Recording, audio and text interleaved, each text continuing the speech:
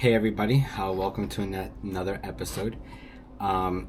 Before we get into the big reason or the gist of this video, I want to get some updates in, some things I want to be changing, and some stuff like that. So first of all, as some of you who had been here since the beginning, which I think there's like 10 of you or 11, I changed it from I am to testimony because I want to, I've been low-key struggling with faith a little bit, and where I've kind of led to is like testimony for this is the testimony of whoever's on the podcast, whether it's me, my experiences, or even the people that I bring onto the show. We are calling it a show. But, you know, these are people's stories, their testimony, who they are and how they became who they are. Whether those testimonies change or evolve, that's up to them and up to me. But I wanted to divert and from I am to testimony because this isn't just about me. This is about everybody who's listening, everybody who will listen, have listened, and those who may never listen. We each have our own story, our own testimony, and I want to see where mine goes. I have ideas where it's gonna go, but I want to get more into it and see where it goes. So first and foremost, I will read from my journal, and then I have some notes, snippets that I'll share with you guys too that I have from my notes. I have my computer screens, which you guys can't see, of things I'm going to say. I'm trying to stop saying so if I pause instead and it's a long pause, I'll either edit the video or so that way there's not a long pause because, you know, people are listening. Whether they're watching or listening, most people will probably listen, so that's why. I did again. Then the next thing I want to get into is what I'll be talking about. I'm not very big on the podcast, obviously, or on YouTube or anything like that. So a lot of it will be probably my journal entries to start off. Then I'll get into, once I start getting some traction, I hope to invite guests or other people. I'll keep doing that because that's going to get me in the mindset of not saying and maybe pausing, taking a deep breath, taking a sip of my water that I have that I'm going to do because it's hot. By the way, happy 4th of July, everybody. I know at least on the East Coast and probably the West Coast too, probably the whole US, heat waves everywhere, actually everywhere around the world, because I know in the UK they're having heat waves. Hope everybody attempted to stay cool. I know everybody doesn't have the same luxuries as others, whether that's not having water or water turning off or no air conditioner. So I know it's kind of hard to stay cool. I just hope and pray that you were able to stay cool somehow, and thank God for the cooler weather that's coming. Then again, I still wish everybody a happy 4th of July and hope everybody's doing well. So, gonna take a sip.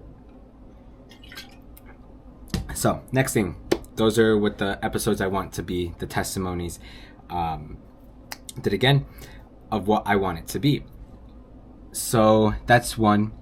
Like I said, I also want to do one-on-one interviews. So, what I mean is I would want to go to public places and maybe have a sign if they want to talk. Obviously, they'd have to agree to it. And if they do, before and after, I would want to have those one-on-one talks because I find it super relatable to not just, I know a lot of podcasts like to talk to a lot of famous people and stuff like that, which I want to do too because that is who people know.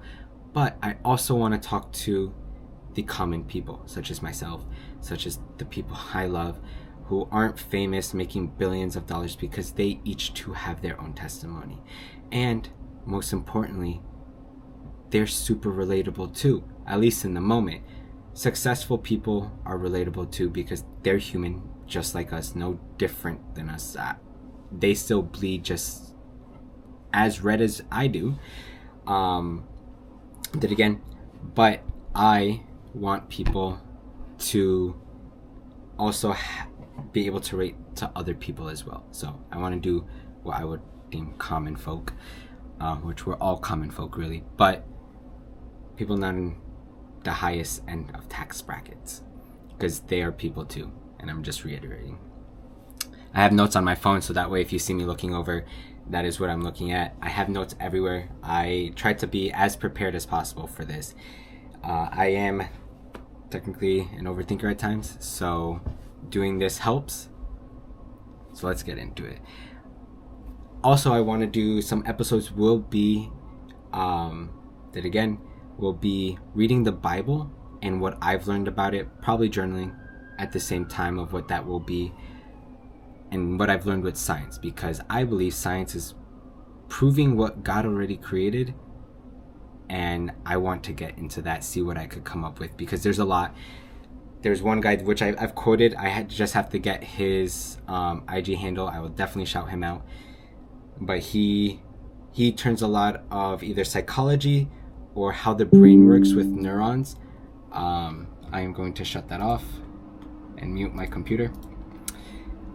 He talks about a lot of that, and that's why I've quoted him, because he talks about science and relates it to what people could see as practical to what people could see as faith. And even if you're not a non-believer, I still think the Bible holds a lot of wisdom that we can learn from. So that is also why I'm diving into it. Let's see. And last but not least, I'll probably do some gym content, just because that is part of who I am. That is my testimony. Share some gym things that I'm doing, how I've worked about it, and stuff like that. And my workouts too, because maybe people will like my workouts. At the very end of this, I will probably have a few words of my family, because of the fact that recently I've opened up to them. Actually, I might do that now. I've opened up to my family about some of the struggles I've had, and I don't have the best relationship with my younger sister and my older brother, just because my sister pointed out to me, thank God she did, that I am biased towards my mom. And what I mean by that is I talk to my mom so much that I understand her sides of everything. I just don't talk to my sisters or brothers to see what's going on with them and stuff like that. And so I've been working on developing a better relationship with them, trying to bring family together and all that. And, you know, I'm super terrible at taking compliments. If you ever meet me in real life, or for the people that listening that actually have met me, I am terrible at taking compliments. My mom says I need to get better at that. But yeah, I'm terrible. So they said things in which I get shy about, because I'm just super terrible at taking compliments right now. So I want to get into what my brother said. I won't read all of it, just because this is personal stuff with family and just myself, in which I'm not ready to open up about yet. So one thing he said, JJ, and I won't curse because I'm trying to get better with cursing. So he said, JJ, you're literally the freaking glue that keeps us together, even if it's by a thread.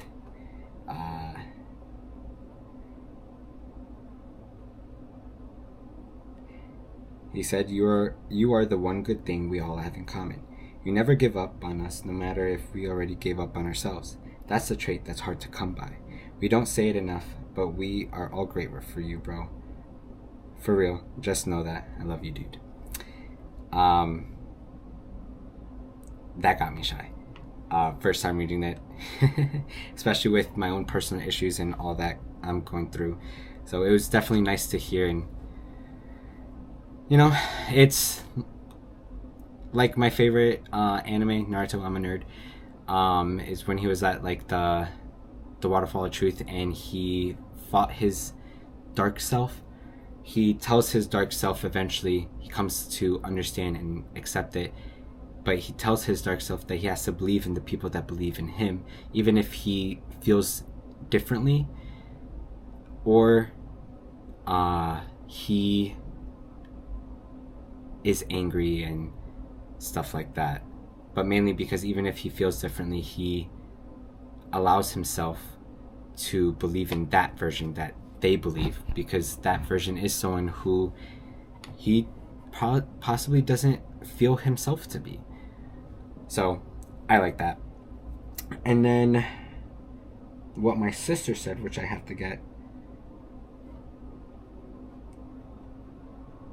she's like, I just want to stress again, like personally, I would be destroyed if anything happened to you.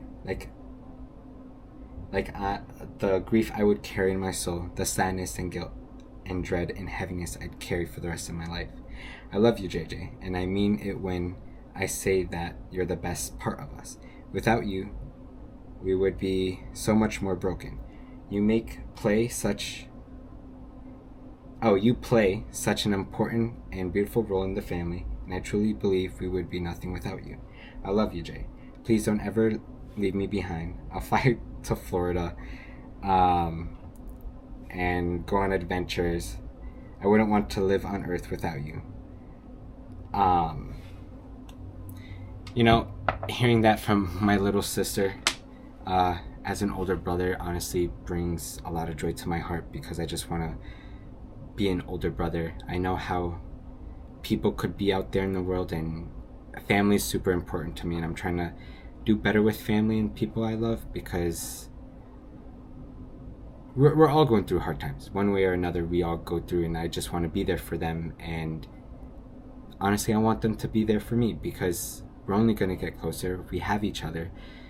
And the best thing in life is being surrounded by people that you love. No amount of money, no amount of any worldly thing would be better than having loved ones and being surrounded by people that love you. Yeah, disagree, family drama, friend drama, people drama, that will come, of course. That will make the relationship better in my part. If you could get through it with somebody, imagine if you could get through the worst of the worst with somebody, imagine how much that relationship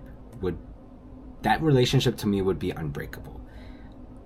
So there's that. And then I know there was something else I wanted to mention, that I wanted to bring up, like updates.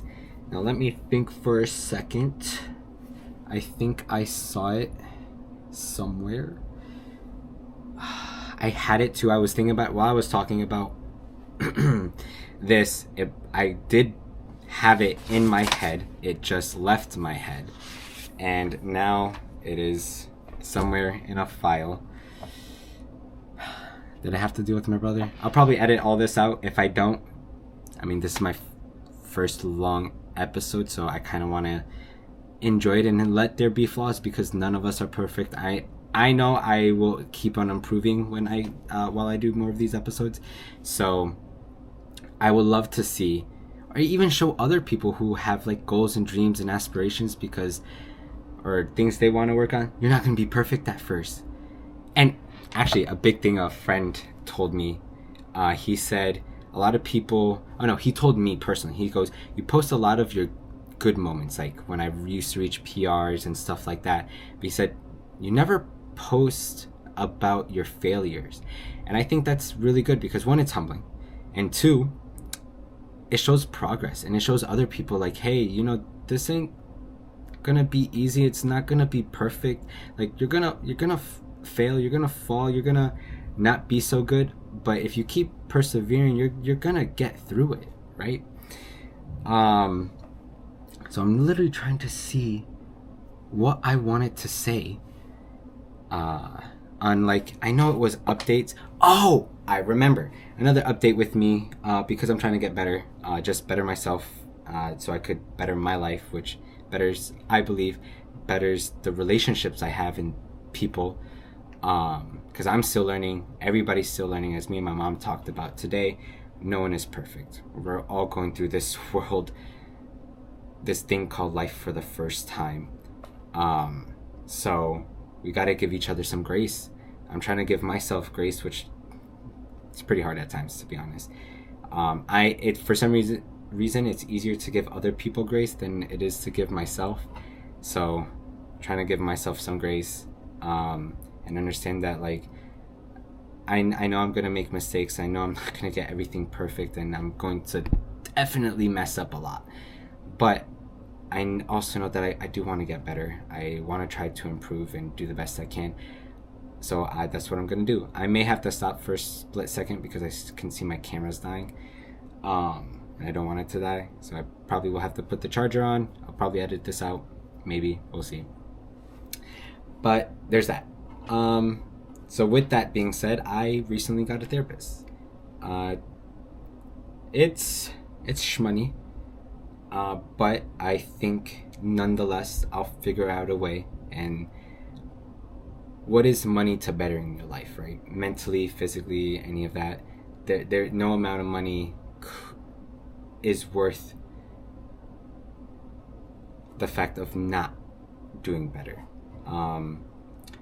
And I realized I can't do this all by myself. I got to give myself grace and know that sometimes I don't, well, a lot of the times I don't have all the answers. So got myself a therapist. It's going pretty good. I like it. I'm excited to see what I could learn, because I feel like I'm learning in so many different ways that it will be pretty damn good to see the journey that I come on, and video recording all this, and putting it out there for others to see and criticize, by the way, because I know that by doing this I put myself up to a lot of criticism, from people saying that I suck to people saying something about how I look, what I do. I know people have said things of like I can't love them a certain way, or that I can't love them, or that doing something like YouTube is stupid. I know that's actually, that I have some friends who thought like that. I don't know if they still think like that. I haven't really asked them, but I know they do. But this is something I want to do. I want to see where this goes, and if it takes me nowhere, maybe someone will see this in like 10-15 years, and they'll see one of my videos, and maybe I'll have like 10 views, and they'll be like, or maybe I'll have like 15 views, and they'll be like the 16th, and it helps them with that one problem they're just trying to overcome, or just gives them a different perspective. So and it makes me relatable, and it makes them relatable, because then I could relate to them too. So first things first, I want to get into the meat and potatoes. So I'm going to start with a journal entry. I wrote this Monday, April 27th, 2026. So it's fairly recent. And I already made another video about it, but something was missing from the first video, and 2 months later I finally got everything. I feel like I'm excited about it this time, and I have no fears about it like I did with the first version. And so I really want to get into this and start talking about it, but first I'll get a charger and drink some water, because this is half battery. I do not want it dying. Be right back.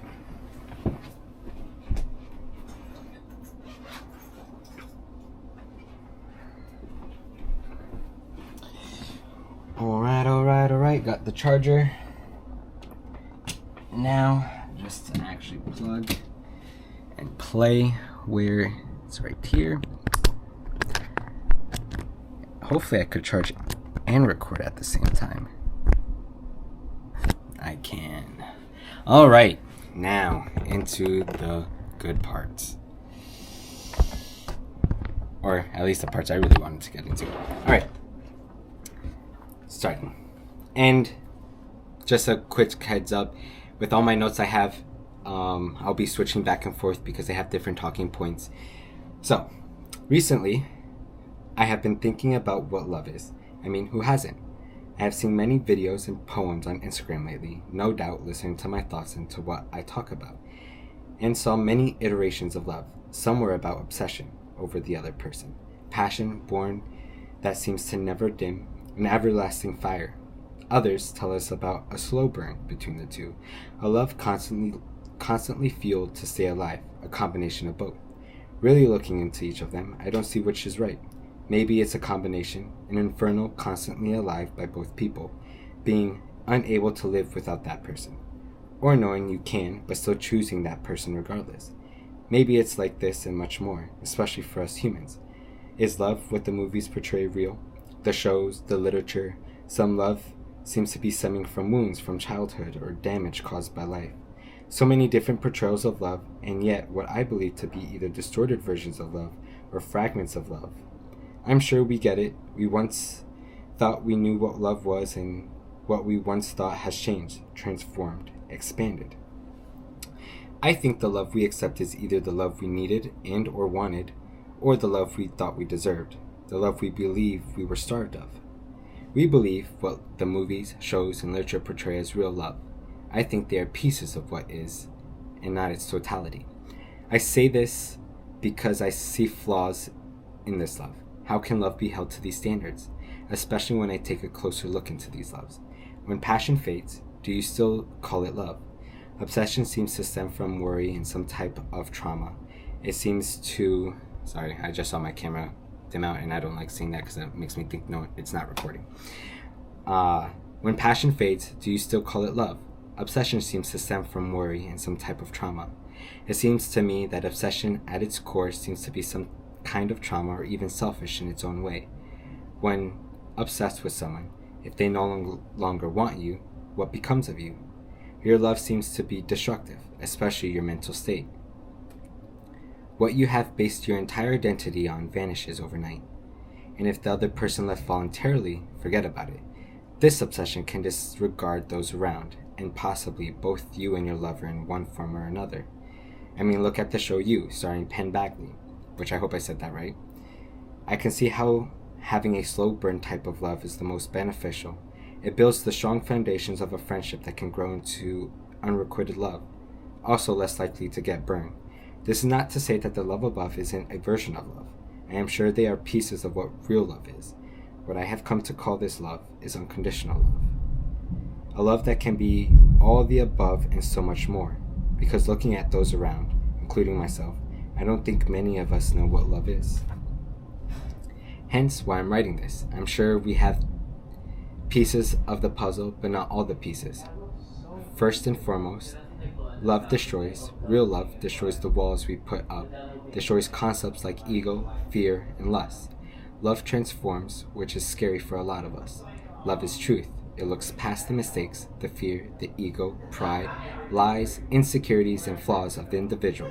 Love says, despite your flaws, mistakes, and shortcomings, I still see you, and I still love you regardless. One second, I do want to close my door.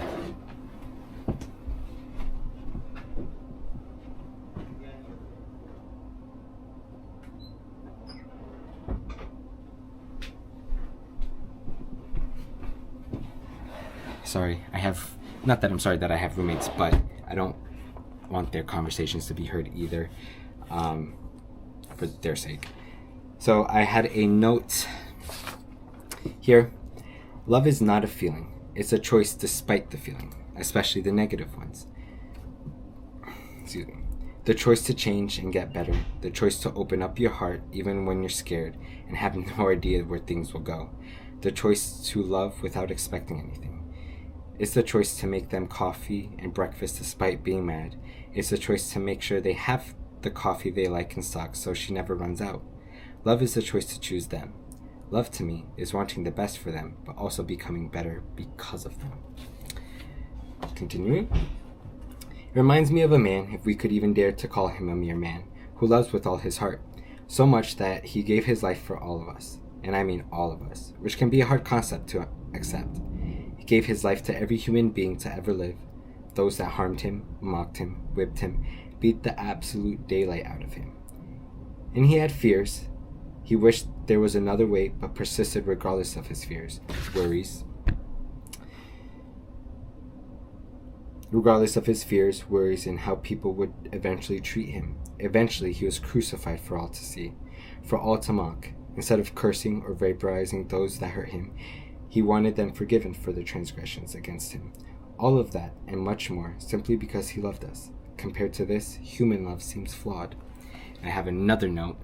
It was about a what a pastor said, which I really liked.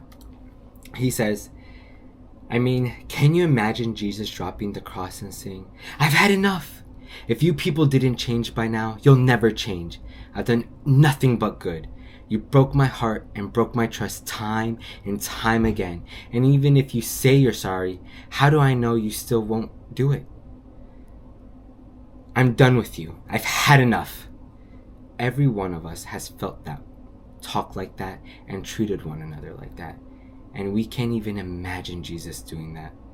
But the reason he does what he does is to set the example to become what he is. And part of that is becoming what I have seen as unconditional love.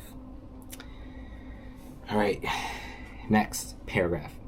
I was born in the late 90s. I know a grandpa, as a loved one called me. People throw around the term old school love, as if that is a love that ignites the soul, a passion-filled love that never goes out. But I don't think people understand what that entails. It seems that a lot of people nowadays are incapable of loving. Well, unconditional loving. Being too defensive, too protective of themselves, they run away from any sort of pain, that if they give it too much of themselves, or all of themselves, all they will be left with is pain. They aren't generous with their spirit, and in turn attempt to protect themselves. When there is a sort of conflict with their partner or loved one, they put their walls back up. People then distract themselves with artificial things such as their phone, drugs, alcohol, or lust. I mean, do you attempt to hang on to every word a loved one tells you, or are you on your phone while you are with them? I know I'm guilty of that, and now I notice it everywhere. As much as we all crave it, sometimes the love between a man and woman is seen as corny, but honestly, to deprive yourself of one, if not the greatest human emotion, is truly heartbreaking. I get that we are scared of our heart breaking from giving all of ourselves, especially of those that do not know how to properly love. I know opening your heart can be painful. The trauma, the anguish, the scars, the memories, they all hurt and are painful to face. Unknowing if we could get through the pain and live to see the other side.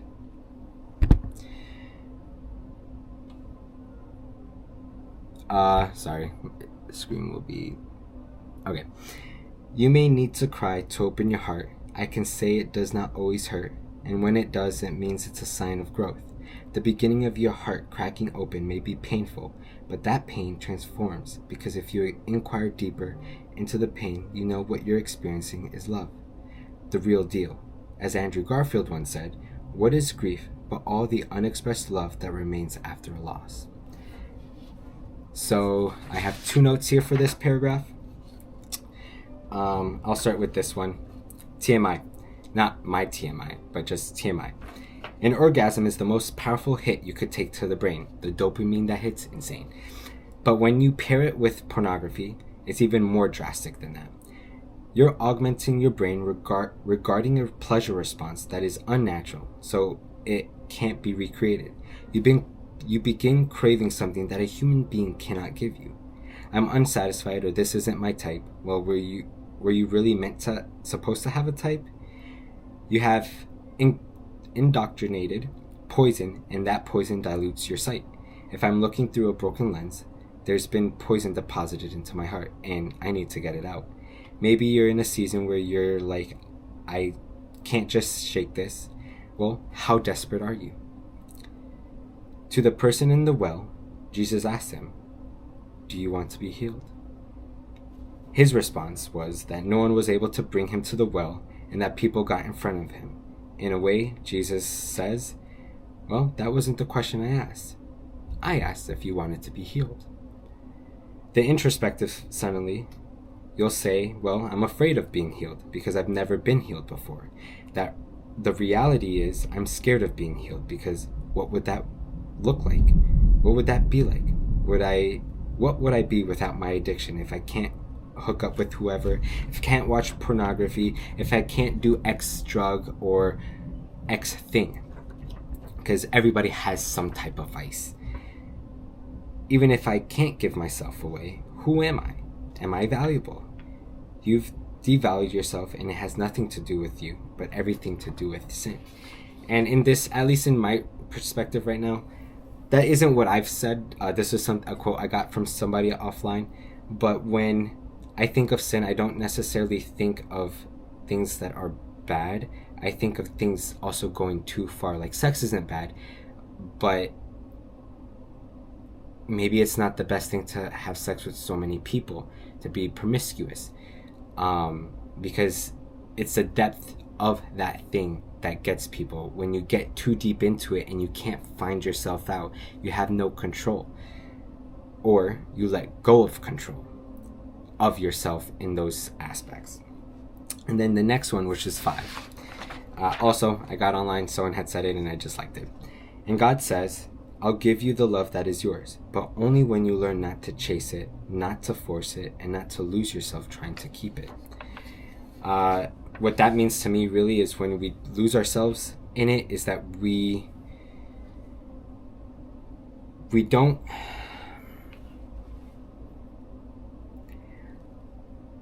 What I take from this is, perfect. I wanted to do this. Give me one... Actually, I think I'd be able to. So I have water in here. I have creatine in this water too. I'm trying to, bulk up on my creatine. Now, this cup represents your heart. The water inside represents love. Just plain old H2O represents love. But when you put something like creatine, and creatine could represent anything that is not love, this cup could only hold so much. But when you put creatine, the water changes. It's no longer just H2O. It's H2O and whatever else you put in it. In this sense, creatine. So the best way I could explain it is, when you have a heart of love and you put other stuff in it, it kind of dilutes it and it changes. In this case, trying not to lose yourself and not trying to force it are emotions of fear, trying to maintain control of what you have because you love it, and losing yourself because it isn't just love that is mixed in your actions and your emotions and how you're feeling. It's fear. And fear makes us do stupid things. It makes us give up too easily. It makes us become obsessed, become too dependent, become erratic. Love is calming, love is peace. But when you add other things to it, it's much more. And I've always thought about it like love is two things. Like there's mainly two emotions out there, which is everything derives from either love or fear, all emotions. And to be honest, I've kind of been thinking that everything derives from fear, because even when people are fearful, it's usually for things that they care about or love. When a mother is scared for her child being out in the street, it's because deep down it's love. It's just covered by fear and anger too. When you're trying to talk to somebody and you're trying to communicate your, what you think of, sometimes it comes off as angry or, explosive, because sometimes people love you so much that other emotions get in the way and somewhat cloud it, and it comes off as something that isn't love. It's still mixed in it. You're just tasting the creatine. So I like that. I also have some notes in. Oh, I got that. The cup. Sorry, I gotta read this before I continue.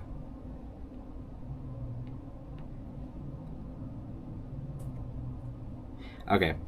I'll read those. I think those are mainly good for the end, for my own personal things. Some things I'll leave off. So I'll continue. So I said those two things. Got it. All right. Love requires us to let go of things that no longer matter. Some of those things were there to protect us, or differs from what we knew. To be safe, love requires us to let go of pride, as we are not always right, nor are we better than another. To let go of fear, as fear holds us back. The same walls you put up to protect you are the same walls that block your blessings. Love requires us to let go of lust and infatuation. And this may speak mainly to the guys listening, but that does not but it does pertain to the ladies too, because you guys are not innocent. You guys just hide it a lot better than us. As Penn Badgley said in an interview, when you lust after someone, you aren't allowing them to be a whole person with all kinds of things about them that are unattractive or just uninteresting or imperfect. You know, this whole being infatuated, falling in love. Like, it's just like this, as he said, like, you have no control here. I have no will here. It's like a complete and total construct, a total fantasy. It's a total dreamlike state that does not last. If it has a basis in nature, it's just to get people together so that they could procreate. But if you want to rise above that and be in the like kind of sustainable kind of human condition, you have to allow that person to be a whole other person. And love on those terms is completely different. You know what I mean? So that's what he said, end quote. And I have another quote that I want to get into. It's a lot longer. So I think that's pretty good. I'm just trying to make sure that my camera's charging and doesn't die midway. So, start quote. Understand something. A hardened heart is a heart that survives something and never healed from. I want you to think about that for a second. No one is born cynical, bitter, or even emotionally unavailable. Something happened. Someone lied. Someone left. Someone betrayed your trust. Life hit you in such a way that you changed how you saw people, the world, and maybe even yourself. But what's fascinating is that the body adapts. The brain begins looking for threats before opportunities. The nervous system becomes hypervigilant. You become more guarded, more skeptical, and even more protective of your own emotions. And at first, it feels like wisdom. It feels like maturity. It feels like you're finally protecting yourself. But biology has a cost. When your nervous system spends enough time preparing for danger, it can struggle to recognize safety. You start questioning genuine intentions. You expect disappointment before it even arrives. You begin anticipating betrayal instead of a genuine connection. Eventually, the walls you built to keep pain out start keeping everything else out too. Love, friendships, trust, intimacy, and opportunity. The tragedy of a hardened heart is that it usually begins as self-protection. But if left unchecked, it slowly becomes self-isolation. And that's what happened to me. And maybe that's why healing feels so difficult.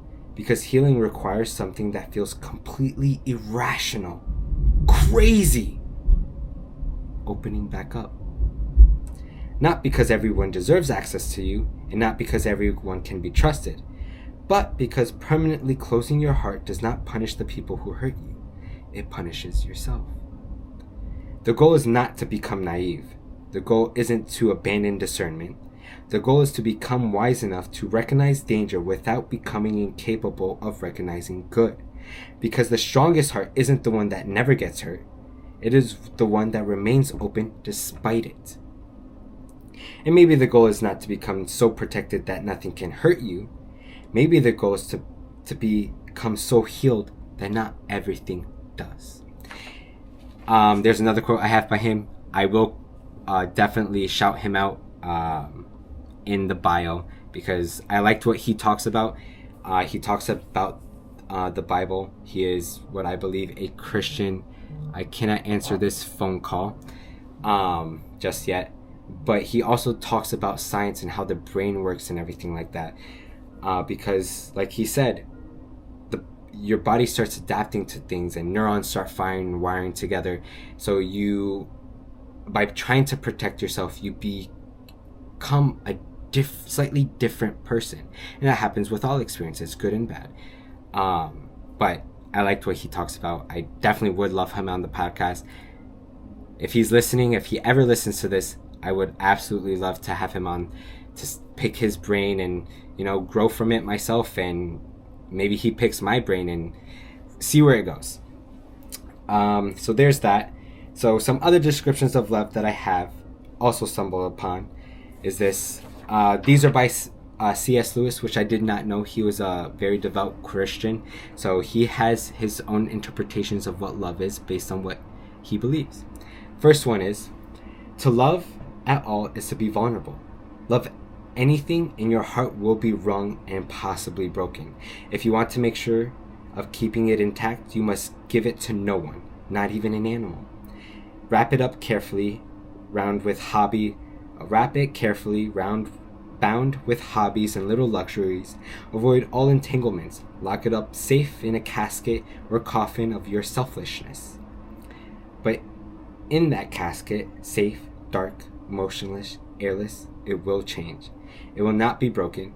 It will become unbreakable, impenetrable, irredeemable. To love is to be vulnerable. And the animal one should hit with a lot of people because usually our animals outlive us. I know getting Skylar, wherever she may be, she's probably out in the living room. I know I will outlive her. She's a bigger dog, so bigger dogs tend to live shorter lifespans. But I know getting her that in praying 15 years, I'm going to be devastated. That I will outlive her 4, 5, 6 times over right now. And I knew getting her one day she will pass and I will be devastated. But by getting her, I also knew that the love I will feel will be things I would never trade for. I would never go back in time and be like, this hurts so much I don't want her. No, I would be like, despite the pain, I would go through this pain 10 times over rather than ever not loving her. And as Shakespeare said, I believe it's from him, to love, it's to love or not to love? That is the question. And I'm probably butchering the crap out of it, but I think it's better. Oh, is it better to have loved or to have never loved at all? And I think it's always better to have loved, because to deprive yourself of that emotion, it's sad. It's heartbreaking to attempt to deprive yourself of that. So my next one, by C.S. Lewis again. Do not waste time bothering whether you love your neighbor. Act as if you did. And soon as we do this, we find one of the greatest secrets. When you are behaving as you love someone, you will presently come to love him or her. C.S. Lewis. And I like that too, because for me, like, it's like the fake it till you make it, right? When you are faking it till you make it, you actually begin to rewire parts of your brain. New neurons start to fire, and you actually become a new person. You become that person that you keep telling yourself you are, the actions you keep doing. Because what ends up happening is, even if you don't love someone, and you act as if you do, you probably will begin to love them. It goes to like, how I lost my train of thought because I looked at something and I lost my train of thought. So going back to this, you begin to rewire your brain, and you start to believe you are that person, because not only you're thinking it, but you're also putting actions behind it. And actions are the biggest indicator of who you are. They say actions speak louder than words, right? So when you start to not only think of being this type of person, but then actually act on being that type of person, you actually become that type of person. So even if you don't love somebody, but you still treat them as you love them, in some way or shape or form, you probably actually begin to love them. It reminds me of a story I heard a long time ago. There's this black gentleman, and that is important. He interviews this high leader in the KKK. And eventually he spends every day getting to know him and talks to him, and he makes those conscious choices to be in his presence. And so does the leader too, the KKK leader. And what's great about this is eventually they become best friends. The KKK leader quits being in that group. And it goes to show is when you surround yourself and you start acting a certain way, it actually changes how you think. If he would have never surrounded himself, if the black older gentleman, a reporter, never decided to talk with him and give him that chance, they would have never been best friends, and they both would have never changed, because what they both realize is that they're both people, that there is no difference between them. Just because there's a pigment color evolutionary difference, because that's all pigmentation is. It is simply you are more adaptable to the sun, to the sun's rays. Actually, you absorb more sunlight. That is it. There's literally no other difference. So I think that's incredible. I think C.S. Lewis put it spot on. And then the last one he said is, love is unselfishly choosing for another's highest good. And that's what Jesus said, and that's how you know you love somebody. You don't only think about yourself, you think about them. Not everybody's perfect at it, but you can be. By doing that, you show that you truly do love somebody, because it's not just about you, it's about both of you or just them. So that was 8, 10. All right, my next one. To love is making, to me, this is this is my thoughts and what I liked. To me, love is asking what a soulmate is and realizing that it's pretty close, if not spot on, as Dawson in Dawson's Creek stated. It's like a best friend, but more. It's the one person in the world who knows you better than anyone else. It's someone who makes you into a better person. Actually, they don't make you into a better person. You do that yourself because they inspire you. A soulmate is someone who you carry with you forever. It's the one person who knew you and accepted you and believed in you before anyone else, or when no one else would. And no matter what happens, you would always love them. Nothing can ever change that. And I say, whoever came to your mind, well, I would reflect on that. Because I had someone, I had someone who came in mind, and that's exactly why I wrote that part, because maybe that will happen to somebody else. You know, I have someone who came in mind, and I know I haven't always been good at showing love. I've let a lot of things get in the way, but that person inspired me to become better, and you know, because of them, I'm trying, and I will always continue to try, because the love I have for them will never leave. And actually, it goes into a note I said here, that if God ever gave me the opportunity to be with them again, I would never waste it. Because to me, repentance is changing. Not only just saying I'm sorry, saying I'm sorry, but also changing. I would gladly walk through hell with a smile and tell the devil that I've seen heaven without ever stepping foot in it. Does this...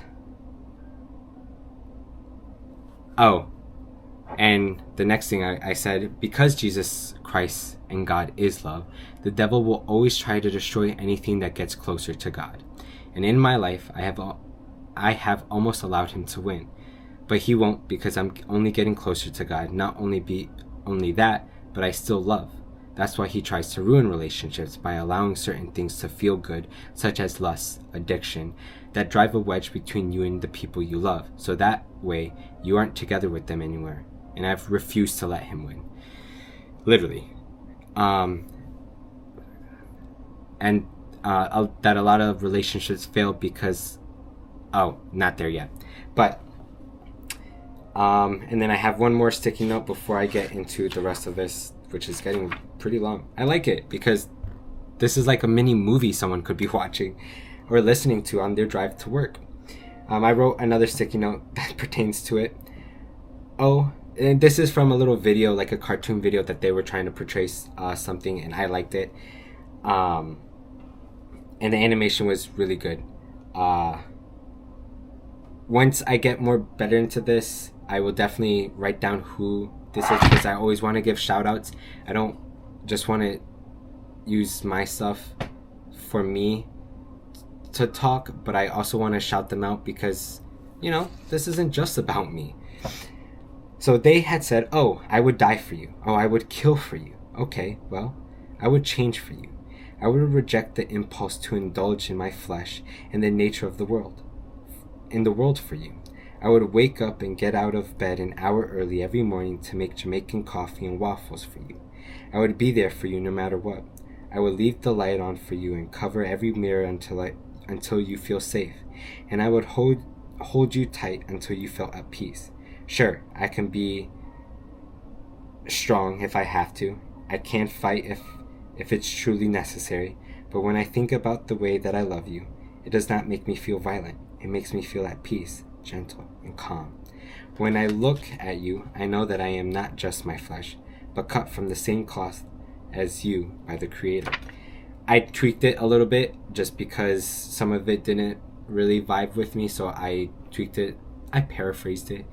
It's like copy my homework, but don't make it all the same. That's what I did. So there, going back. So there was that. Damn, I still have language. I still have a lot to read, and I have one more. So let me get through this, and so I could continue and go about my day, and you guys could go about yours and reflect. Some other descriptions of love I got from the Bible. Matthew 5:28. But I say unto you, that whoever looketh on a woman to lust after her hath committed adultery with her already in his heart. But I say to you that everyone that looks at a woman with lustful intent has already committed adultery with her in his heart. I accidentally repeated that twice, even this, and I said it out loud. I know this is hard for people, but not impossible. I think that you can have certain eyes for a partner that you won't have for others with enough discipline. Colossians 3:13. Bear with each other and forgive one another. If any of you have a grievance against someone, forgive as the Lord forgave you. The challenge today is to live a life infused with an attitude of forgiveness. Jesus forgave all people of all their sins and paid for that with his life. To love is to forgive, to let go of that anger and resentment that you hold in your heart. You believe that in not forgiving, you're holding that pain close to your heart, that you're protecting yourself. But in doing so, does not allow you to love to the fullest. It's like the cup metaphor. To let go of that pain and anger, you let go of whatever fear you're holding on to. Holding on to that is like drinking poison and expecting the other person to die, metaphorically speaking. And in forgiving, you give the gift of forgiveness despite the person possibly not deserving of being forgiven. And you ultimately also give yourself the gift of freedom from the shackles of the poison. That is love. Next, Proverbs 5:13, start quote, let thy fountain be blessed, and rejoice with the wife of youth. Proverbs 19, let her be as the loving hind, and pleasant roe. Let her breast satisfy thee at all times, and be thou ravished always with her love. End quote.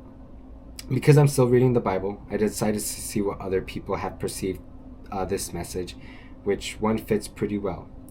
Quote, to be intoxicated always in her love. They are beautiful pictures of God's design for marriage and enjoyment of love between a husband and a wife. And because other people out there, your partners. Intoxicated with another in love, rejoicing in one another, blessing in marriage. And this, end quote, and this is according to radical.net. Honestly, it reminds me of the meme where the monkey's neurons are activated. That is how I picture and understand this. If I had a girl and she shows me her boobs or walks around naked, neurons activate. That any desire you have, share that desire with each other. Honestly, I don't want to be the type of person that if my girl asks me to take a shower with her, that I say no. At that point, honestly, end me. Proverbs 18:21 in the New King James Version. The tongue has the power of life and death, and those who love it will eat its fruit. End quote. Some people love language are words of affirmation, as you might know. Just as God started everything with a breath and his words, we also have the power to create or destroy others simply with our words. Like plants need water, soil, and sunlight, sometimes people need to hear how you feel.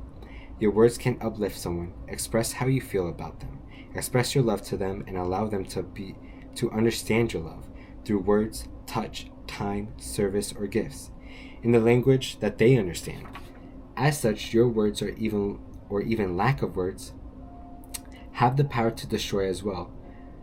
When you are angry and decide to say something hurtful to someone, that is not coming from a place of love, especially since most of the time someone says something while they are angry, it is usually to hurt the other person. We have the power of life and death, physically and mentally, on our tongues. Okay. Next, Ephesians 5:25. Husbands, love your wives as Christ loves the church and give himself up for her. End quote. JC sacrificed himself for all of us and loved the church with all of his heart. Gave his life for both, ridding himself of pride and fear. Sorry, that is my alarm. It is 9 o'clock. We should love others as such, including our partners. And then this is one of my favorites, 1 Corinthians 13:4-7. Quote, love is patient, love is kind. Love is not envious or boastful or arrogant or rude. It does not insist on its own way. It is not irritable or resentful. It does not rejoice in wrongdoings, but rejoices in the truth. It bears all things, believes all things, and hopes all things, endures. Let me rephrase that. It does not rejoice in wrongdoings, but rejoices in the truth. It bears all things, believes all things, hopes all things, endures all things. End quote. I don't even know where to go with this one, as it depicts everything I have said so wonderfully simple. I think people need to know that Jesus Christ showed this love to everyone. To everyone he came across, despite what people did to him. Despite us distancing ourselves from God, he still loved us enough to forgive us, to be patient with us, to be kind to us, to not hold resentment towards us for doing nothing and for disrespecting what he loves. He rejoices in the truth despite the wrongdoings. He bore and endured all things, even all of our sins. I do not know of a greater love to have than what he taught us. 1 and 4. So that is pretty much the end of the journal. I have 3 last PS notes. 1, if you want any type of relationship, you got to ask yourself one question. Are you willing to grow? Because if not, then you're putting that separation, breakup, or divorce on layaway. Any and all types of relationships show you what you need to work on. It tests if you've actually changed or just avoided getting triggered. Excuse me. The next one, which is somewhat long, I really wish someone would have told me this. Ladies and gentlemen, and others, because different pronouns, please hear me when I say this, because I'm about to shift your entire perspective on life. This is a quote I got, which also will shout out to the person. God does not give you what you ask for. He gives you the opportunity to become it. You really need to let that hit before I get into this word. God doesn't give you what you ask for. He gives you the opportunity to become it. Here's the part that no one warns you about. When you ask God for patience, he doesn't hand you peace. He actually gives you the pressure. When you ask for strength, he doesn't remove the weight. He actually increases the load. When you ask for freedom, he doesn't teleport you to the other side. He walks you straight to the sea. Because God doesn't give you the thing, he actually gives you the opportunity to become the thing. That's why people panic. People get scared. People fear. People run away. People let go of relationships that could possibly work. People get mad at parents or siblings or significant others or at the world itself. The moment the Red Sea shows up, the Israelites don't say thank you. They actually said, take us back to slavery. And in Exodus, just for those that don't know,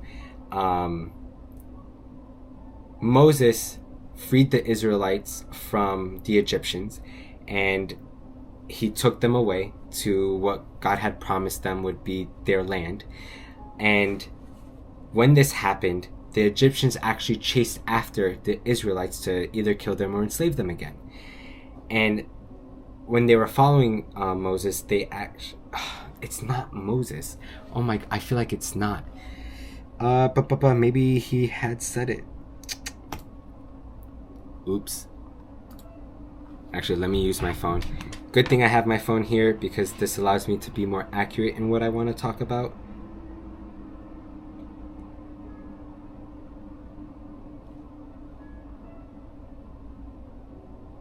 Oh, I was wrong about it not being Moses, because it is. Okay, so when Moses freed the Israelites, he was going in the direction that God had told him to, and they reached the Red Sea. So imagine going to the beach and you're trying to escape from thousands of people trying to murder you, and you're stuck at the Red Sea or AC, and you're about to be captured. And so, like this gentleman says,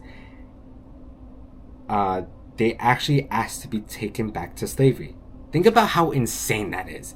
That you're finally free, and you, because there's a obstacle in the way, you'd rather go back to being a slave. Insane to me. They begged to be free. They prayed for deliverance, and the second freedom required courage, they wanted the chains back. Not because slavery was good, but because it was familiar. And that's what fear does. Fear will convince you that what almost destroyed you is safer than what is about to transform you.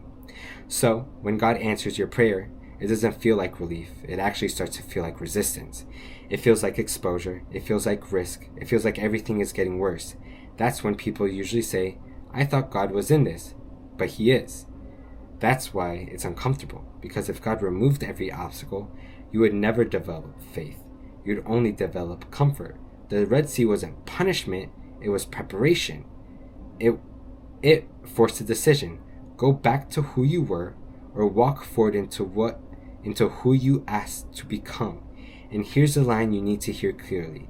If you keep asking God to take you out of situations that are shaping you, you will keep cycling the same lessons in different disguises. The sea stays until you step, not when you understand it, not when you feel ready, but when you move. And I relate to that. The reason I wanted that in there is because I relate to it a lot. The last 2 years, my friends and family know this, I compare 2023 a lot, because that's where I feel like it was in my peak. Not with God, but just in life in general, in the physical world. But after that, it kind of felt like it went downhill, and I prayed a lot, especially recently, very fervently. And I've come to realize that all those things I prayed for, and it started prayer in 2024, and as I felt like I prayed more, I felt like God was abandoning me, especially in 2025, where I felt like I personally got worse and my relationships got worse, because the more I prayed, the more I felt like I can't change. There was chains on me and I couldn't escape, and it just felt like pressure was building, and things were getting, my mentality was getting worse, and I was degrading as a person. And the more I prayed, the more it felt like that, until it got to such a low point, which in the beginning is what my family told me about, of the words they gave, because I opened up to them finally about it, and those were the words of encouragement they gave me that I explained in the beginning of the video. And it's weird enough, looking back and connecting the dots, I can finally see that I was receiving the prayers, I was receiving answers to my prayers, but I was not stepping into it, because the one thing God always gives us is freedom to choose to be closer to Him or to depart from Him, to grasp.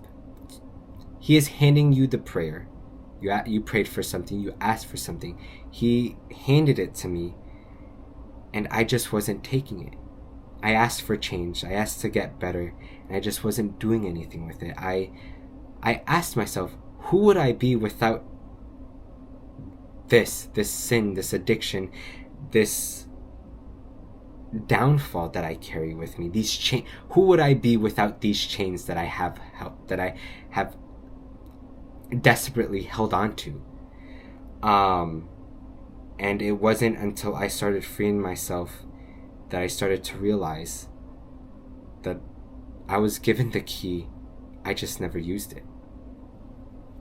And so the last one I want to say is what I originally wrote, was a random question I thought would be a good snippet for this to ask yourself.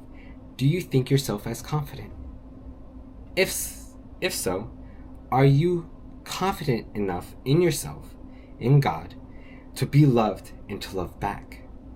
I think that is one of the best, if not the best, sign to see if someone is truly confident. It's no different than faith. That's the first one. We are almost through this. I'm almost through this for my first real video.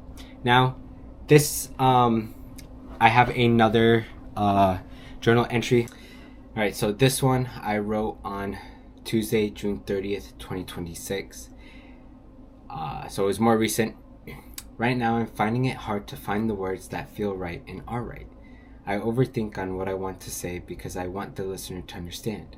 So I find different ways to say what I'm trying to convey so that they would be understood.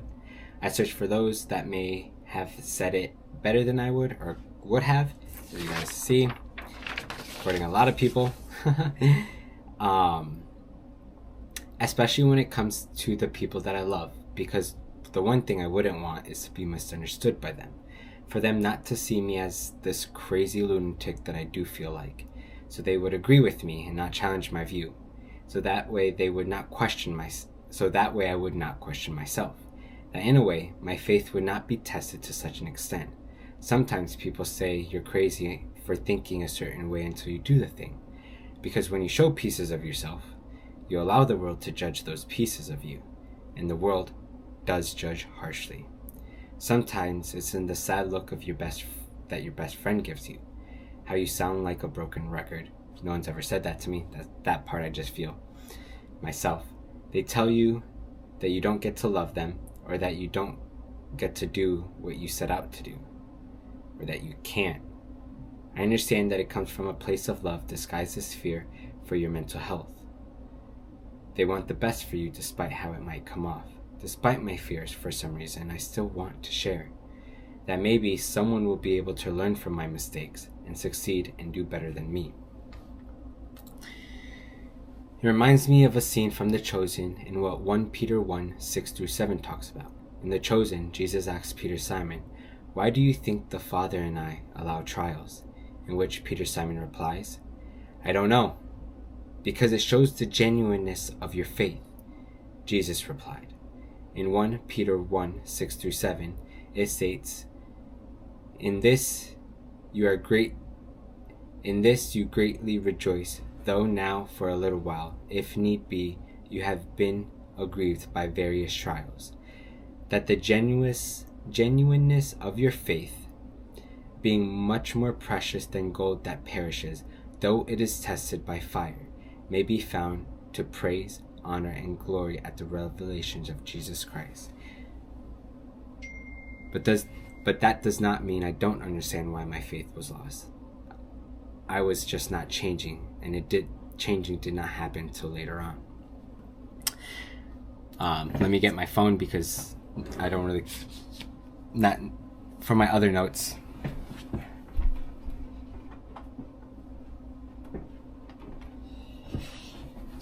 Okay. Oof, this is getting a long one. Kind of like it though. I'll get better and more organized with this. And there's my co-host, as you could hear, barking at God knows what. And then what eases me to do this is James 1, 2-4. 2, verse 2. Consider it pure joy, my brothers and sisters, whenever you face trials of many kinds. Verse 3. Because you know that testing of your faith produces perseverance. Let perseverance finish its work so that you may be mature and complete, not lacking anything. And when I was practicing this, because that's what I did, if I could find my notebook, one of the things that clicked for some reason was what I wrote earlier on from, if I go find it, it's over here, from 1 Corinthians 13, 4 through 7. Love is patient, love is kind, love is not envious or boastful, arrogant or rude. It does not insist on its own way. It is not irritable or resentful. It does not rejoice in wrongdoings, but rejoices in the truth. It bears all things, believes all things, hopes all things, endures all things. So what I really liked was that James 1, 2 through 4, and 1 Corinthians 13, 4 through 7 talk about the perseverance of faith and love. That the perseverance of love, that the fact of it persevering is love. In verse 2, the audience is encouraged to see opportunities for the joy and trials they face. Not that the suffering is enjoyable, but that they will be spiritual growth. Verse 3 shows that challenges test the genuineness of your faith, and this testing develops perseverance and steadfastness, that you may continue to trust God and not lose faith despite the difficulties, much like how fire refines metal. In verse 4, James encourages people not to quit when trials come, that as perseverance grows, so does the person's character and spiritual maturity, hence letting perseverance finish its work. Perfect and complete can mean becoming spiritually mature, whole, and to grow into the person God intends you to be. So hopefully I'm going in that direction. I hope for it. And what I find interesting is that it says that love endures all things and talks about the perseverance of faith. And in order to endure, you have to go through something. So that off the bat tells me that when there is love, there surely will be trials, things you must overcome, so that way your love can keep persevering.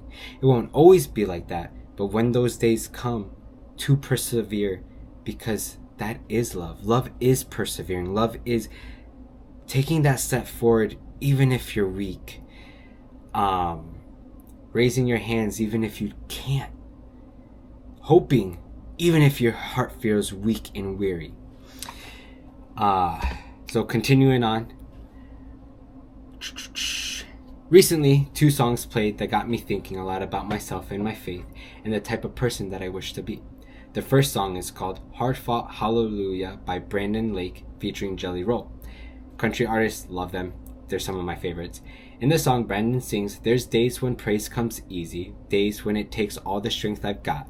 I'll bring my hard-fought, heartfelt, been through hell, hallelujah. Oh, I've wrestled with darkness, but I'm trying to reach the light. Yeah, the struggle keeps me honest. It breaks down the walls of my pride. 'Cause faith isn't proven like gold until it's been through the fire.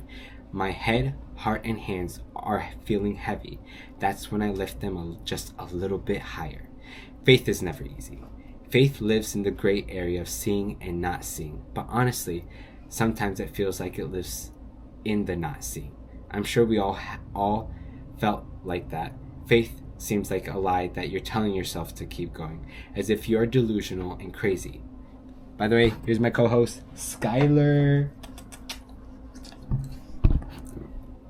Alright, continuing. As if you are delusional and crazy. Other days, it seems like you're on top of the world. But as Brandon states, faith isn't proven until it's been through the fire, because that shows that the faith was not in vain, and that it was real since it was still present despite going through the flames. With faith, though, it gives us hope and strength. That despite how weak we may feel or tired we may feel, we still lift our hands just a little higher because of our faith. The part that really sticks to me rereading all of this is the part of wrestling with darkness. I know I have wrestled with my own darkness, and that darkness can feel overwhelming. Like there is no light staring into the abyss. That if you don't make the choice to raise your hands just a bit higher, that the darkness can swallow you whole. It ruins relationships that you wish would have never ended, or ones you thought would never end. It closes your heart to the joys of life, to the love that it gives, to the love that brings people, to the love that people give you, and it makes it harder for you to give love to yourself and to them. But I don't think anyone wants to live in that darkness forever. That the struggle means that there is light. You can't struggle with something that isn't there. The struggle with my faith tells me that my faith is there fighting. When there is no struggle, one side won. I struggle with my feelings, and that just shows me that they are true, real, and present. The struggle is part of life. To hate the struggle is to hate life. It's like the gym. You know, going to the gym, you're going to struggle. You're going to fail, feel discouraged, maybe even quit.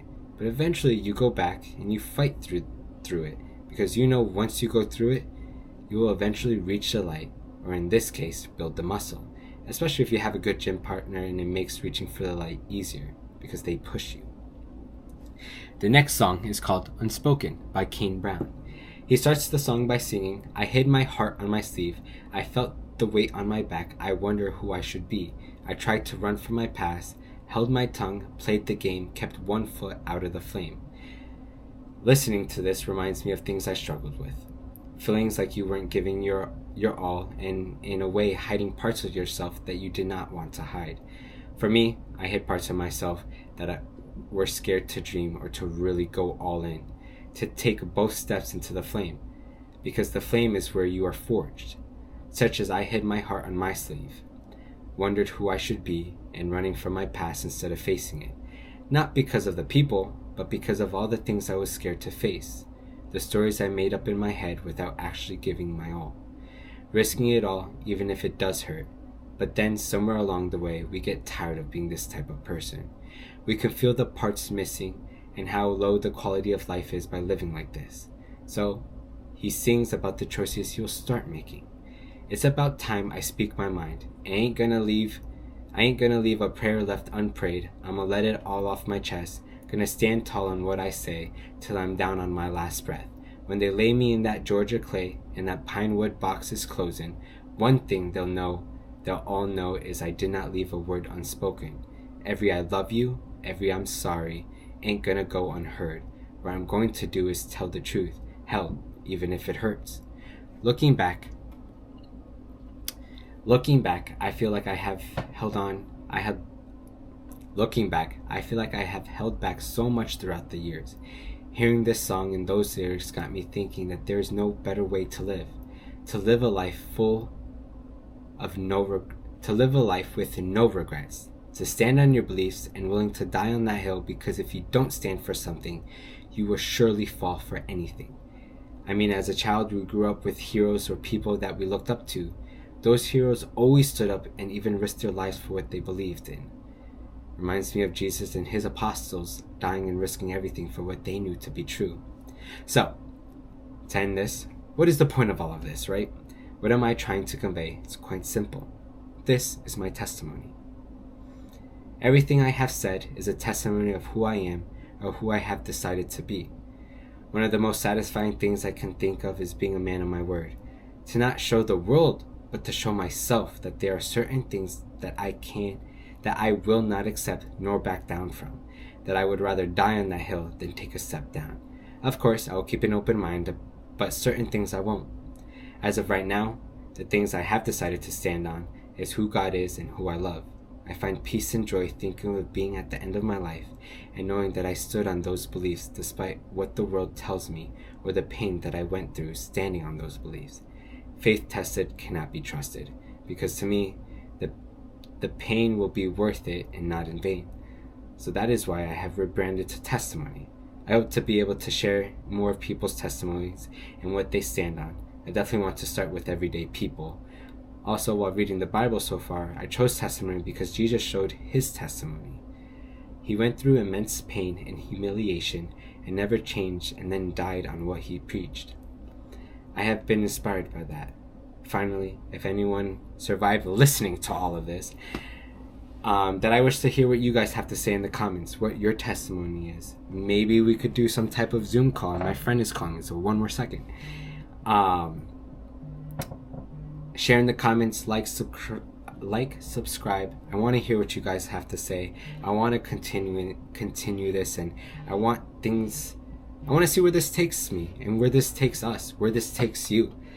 because this is not just one journey, it's all of ours. We're all technically in this together as a human species. I don't see why it's one man for themselves.